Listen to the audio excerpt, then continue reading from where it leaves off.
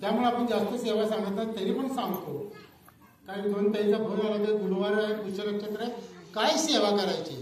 ज्याला वेळ आहे त्यांनी करायचं आहे, ज्याला वेळ नाही त्यांनी आधी कर्तव्य करायचं, घरचं पाहायचं, नंतर सेवा करायची. आजपासून देवासमोर तुपाचा दिवा लावायचा. आज 1 वात लावायची, उद्या 2 वाती लावायच्या, तिसऱ्या दिवशी 3 वाती लावायच्या, चौथ्या दिवशी 4 वाती लावायच्या, 11व्या दिवशी 11 वाती लावायच्या. असं 1-1 वात वाढत जायची. 12व्या दिवशी 10 वाती लावायच्या, 13व्या दिवशी 9 वाती लावायच्या. 1-1 कमी कमी करत जाऊन शेवटी 10 दिवस झाल्यानंतर मग शेवटी 1 वात लावायची. त्याला गुरुपुष्यामृत तुपाचा फक्त 1च वात लावायची किंवा निरंजन. प्रत्येक निरंजनामध्ये तूप भरून होताच बसत नाही, फक्त वात लावायची. त्याला भिजलेली वात लावा, निरंजन घ्या. एका निरंजनमध्ये 2-4 बसते, तिथं बसा, परत निरंजन घ्या. त्यात 8 दिवसात 2 निरंजनमध्ये लावा. अशा वाती लावायच्या. ही सेवा केल्यानंतर आपले आर्थिक प्रश्न बऱ्यापैकी सुटतात. सर्वांना आर्थिक प्रश्न असतो, मग हे कुल स्त्रीनी करायचं असते. समजा अडचण आली तर सोडायची, परत पुढचं आहे त्या दिवसात ती करायची, किंवा कोणाला ते करायला सांगायची, मुलीला करायला सांगायचं, महिलांनाही करणं गरजेचं असते. तर ही सेवा करून घ्या. त्यानंतर आज गुरुपुष्यामृत आपल्या इनामदार गल्लीमधील डॉक्टर लवटे, सुनील लवटे, आयुर्वेदिक डॉक्टर वेदाचार्य आहेत. त्यांना आपण आता इथं बोलवलं आहे, व्हॉट्सअपवर ग्रुपवर टाकलेलं आहे. त्याचं महत्त्व सांगतो.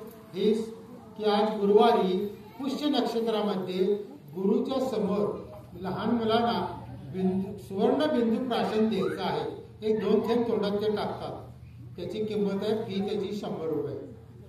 तुम्हाला म्हटलं 2 थेंब द्यायचं ते 100 रुपये, तर त्याला सुवर्ण भस्म वापरलेलं असतंय. सोन्याचा भस्म म्हणजे सोनं आता 1 लाख रुपये तोडा, समजा मग त्याचं भस्म किती, मग त्याचा भस्म त्याच्यात वापरल्यानंतर ते सुवर्ण भस्म त्या मुलाला दिल्यानंतर 0 वर्षाच्या मुलापासून 12 वर्षाच्या मुलापर्यंत मुलांना देऊ शकतात. आता इतके दिवस का सांगितले नाही, त्याचे आम्ही स्वतः आधी अनुभव घेतलेले आहेत. वेळ पडली तर माझा नातू एक दिवशी ते घेऊन येतो, त्याला कोणताही प्रश्न विचारा ते उत्तर देतो. त्याचं कारण आता बऱ्याच गोष्टी, तेवढं नुसतं सुवर्ण भस्म नाही, त्याला गर्भसंस्कार मागं जावं लागतं, त्याच्या पुढे अजून मागं जावं लागतं, ते नंतर विषय झाला तो. पण आता डॉक्टर आता येणार आहेत, ते तुम्हाला समजून सांगतील, का घ्यायचं ते पण सांगतील, मी पण सांगतो. पंढरपूरमध्ये जवळ 1.5 वर्ष झाले सुवर्ण प्राशन चालू आहे.